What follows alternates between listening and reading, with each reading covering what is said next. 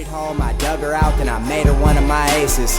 Marijuana fragrance, this tree here is outrageous. Want me to play in your city? Send an email to my agent.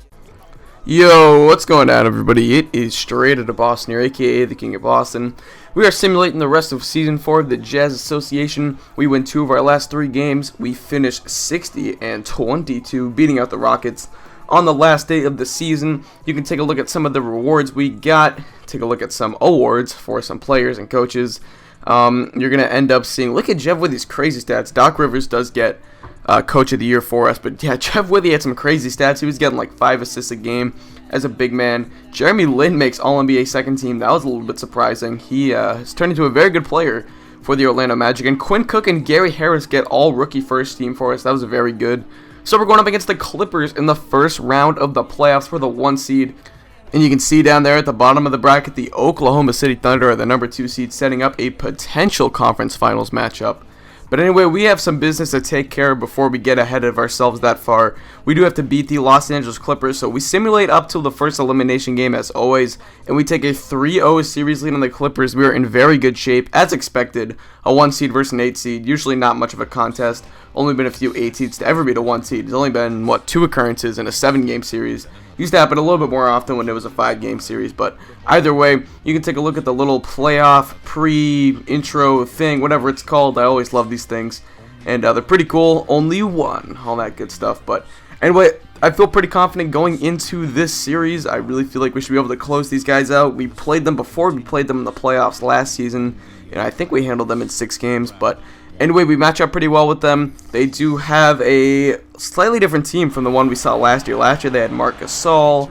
I think they had a different point guard. Gasol is gone now. Jared Bayless is their starting point guard, who, that might not seem like a big deal, but Bayless, he may cause a matchup problem. We'll have to see if maybe have to put Iguodala on him or something. But he is a very offensive-minded point guard who, guys like that in this game can kind of tend to do damage at least. But anyway, we do have to look out for Manu Ginobili. He is a little bit washed up, but he's still a good 3-point shooter, still a good creator. Blake Griffin, obviously, we'll have to look out for. He's probably the best player on this team. Adonis Thomas is also in the starting lineup, as well as Julius Randle, so 2 young guys on the team, and it's a decent squad. I mean, I wouldn't be surprised if they took a game or 2 from us. We'll see what happens. Either way, Jared Bayless misses the layup there, but Blake Griffin, and this is a bit of an improved Blake Griffin. He's better at kind of finishing around the rim with contact. He's a bit better of a jump shooter. It's a little bit, progressed at least, and I'm sure a lot of Clippers fans will hope that happens over the next few years. Here's Iguodala making a mid-range jumper. Then later in the game, 12-10, Curry with the ball. He's trying to go to Favors in the post. I figured out that Julius Randle, although I'm not sure what he's listed at going into, I believe he's going to Kentucky this upcoming college basketball season. I'm not sure. I thought he was listed as a small forward, and I think he might be playing an undersized 4 here as Jared Bayless hits the spin jumper. This is what I'm talking about. We have to worry about his shooting, his ability to drive to the lane and finish around the rim, especially since he's a pretty good dunker for his size. Although Steph Curry just sometimes too much from 3, as he hits one right there. 19-17, Steph Curry once again with the ball. We're trying to set up Gary Harris here, and Gary Harris is going to end up pulling up for 2, or spotting up for 2, I should say, long 2, and he gets that to go. 21-17. Now, Nate Walters out of South Dakota State, who I believe dropped, 55 points in a game this season for South Dakota State. Very impressive. He's a good backup for this team. Here I'm dishing it down low to Favors, and Derek Favors, he kind of had a quiet regular season, at least for the games I played in. I believe he still averaged around 14.7 rebounds for the simulation or whatever. But in the games I played him, I really was never able to use him. I just had better down-low scoring options. The only time I really ever used him would be if he got an offensive rebound or if he just kind of caught it down low into the basket. He's so athletic that he can usually just rise up and dunk over people. But anyway, you're going to see me utilize him a lot more in these playoffs, hopefully. I'm trying to get him going, and in this game especially, Favors, I don't know if he put up the numbers or whatever, but I really felt like I just got him going more. Robin Lopez misses the layup there, but gets his own rebound and puts it in. Hibbert, although 7'2", definitely needs to work on his rebounding a little bit for us. He's not the most consistent on the boards. Sometimes he'll get 10 to 12 rebounds. Other games he'll only get 5 to 6, and you can't have your starting center get 5 to 6 rebounds in the playoffs. So anyway, Nate Walters here is going to dish it off to Victor Oladipo, and Oladipo, one of the backup shooting guards for this team, after terrible defense by me, had the wide open lane. He puts it in with the right. I really like Oladipo in this year's upcoming draft. I know not too many people are sold on him, but he's a very, very good defender. He's a good finisher around the rim. He has a bit more of a shooting ability than, say, Tony Allen.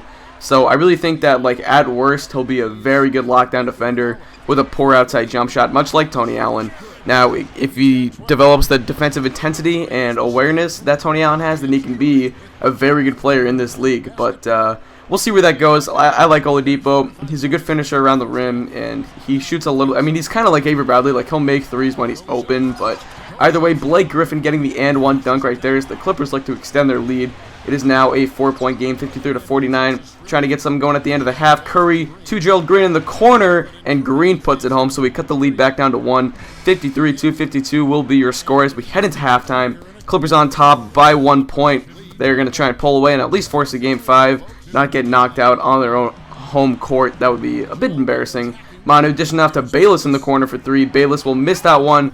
But there is Adonis Thomas on the boards. He puts it back in. And it's back to a 4-point game now, 62-56. Curry with the ball, looking for that screen from Paul George. He's going to end up dishing it back to George for the open 3, and George gets that one to go. I mentioned in the last video, I definitely want to start shooting a little bit more with Paul George. Really good with his jump shot, and I don't always get him open looks. Here's Omer Sheik, a rare sighting from him. I'm starting to use a Sheik a little bit more on offense, mainly because, I realize that he's 7 feet, and he's only 29 years old or so, I think, in this association, so he can still kind of get up there and dunk. And I figured out that when you give a ball to a 7-footer under the basket and they have, a little bit of athleticism, they're probably going to dunk it home. So I'm starting to learn to do that a little bit more. Alec Burks gets a fast break dunk, though, and the Clippers have pulled ahead to a 7-point lead. He's Zebo trying to do something. You're rising up there with a dunk.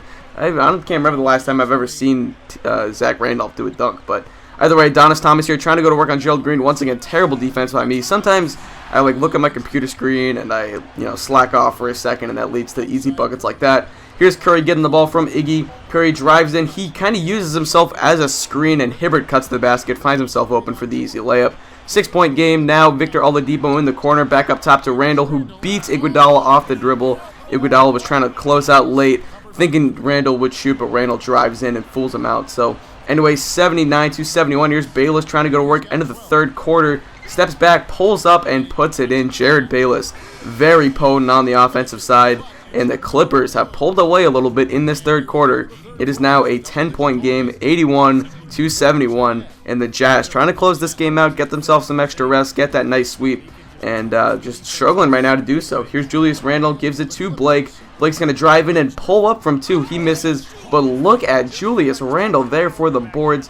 He puts that home on the tip slam. Now Steph Curry trying to get something going. We're down by 12 at this point, and I really just decided I needed to get Curry going. I needed him to hit some threes for me, so you're going to see me using him a lot in these kind of final closing moments. But anyway, here's Jared Bayless once again fading 2. I put Iggy on him, and it just did not matter. Curry, I think I had on Oladipo at this point, or might even had him on Julius Randle or Adonis Thomas, one of those guys. But Curry going into the paint, hitting that nice little right-handed layup, falling away. Very impressive by Steph Curry. Now here's Jared Bayless, though, running the break. He's going to end up driving in right, dishing it off to Alec Burks, who will hit the and one layup. Stupid foul right there by Zach Randolph, and it's a 12-point game with just over 4 minutes to play, about 4.5 closer to. But Bayless here, hop-step jumper. What do I do about this, guys? Jared Bayless really had himself a game. But here's Steph Curry, like I said, trying to get him going. His man falls down. They try to switch, and you can't switch on Steph Curry. His release is too quick, and he will beat you from downtown. Here we lose the ball. Hibbert gets it back. He's going to pull up for 2 and gets it to go. So Roy Hibbert with a jump shot. I'm starting to shoot more jumpers with him recently. Here we go once again. Steph Curry. He's got Blake on him. I know I need some threes. I just pull up. Didn't even care about trying to beat him off the dribble or anything. I knew I needed some threes, and I just decided to go to work with Steph Curry here once again, trying to get open for the three-point line. I know I'm cheesing a little bit there. That was a really cheesy three, actually kind of sprinting around the three-point line, but I had to do it. What can I say? Here's Curry once again in the corner, open, and he gets it to go. Stephen Curry. It's not the third quarter, it's the fourth quarter. What are you doing? 1-point game. Here they inbounded. They get to Blake. I was kind of late fouling, but we foul Blake. That's the guy we want to go to the free throw line. Still a very poor free throw shooter, and he's tired. So he goes to the line, and he ends up bricking the first free throw. And now, as we get to the second one, still 108-107. Blake will knock it down, 109-107. We would call timeout. Time to inbound it from half court. I'm trying to get Curry open. He catches it for a long 2. It is no good, and Stephen Curry could not come up big at the end of the game, although I shouldn't say that because he really brought us back in that game. Stephen Curry, crazy performance. I know I kind of cheesed a little bit at the end with him. It is what it is. I was trying to get back in the game. But the Clippers take Game 4. They do not get bounced on their home floor, and we will be heading back to Utah for a Game 5 in the next episode. So that pretty much wraps up this gameplay. You're going to check out the player of the game highlights as well as the box score. Jared Bayless, Manu Ginobili, and the rest of the team very excited to at least force a Game 5, although I would be shocked if they came back and beat us. We'll see what happens. Bayless gets your player of the game very deservedly. Incredible game by him. I definitely got to start out with Iggy on him next game. I can't wait. I think I probably waited until halftime to make that change. You can see some of his highlights are going to be while Steph Curry is covering him. Here's one where he just gives it to Blake, and that was when we had Quinn Cook on Blake. It looks like that must have been a switch, and obviously Blake is just too physical sometimes, at least at this point in his career. There's Bayless 3. Gonna knock down one home. He has been a very good offensive option off the bench for the Grizzlies this past season of real life, and he's proving that he can start in the NBA, at least on this association. Although we did get a few starting chances last season in Toronto, and he was pretty impressive. I thought that was a very good pickup by the Grizzlies to get Jared Bayless. I'm a big Jared Bayless fan. He was very good at Arizona when he was in college. But anyway, you can see the final box score here. They really dominated us in a lot of categories. Those 3-pointers, that's an inflated number because I took so many at the end of the game. And Curry went 8 of 17. I probably took 10 of those in the last quarter. I was going for it. I was yellowing it. Whatever. Haters gonna hate.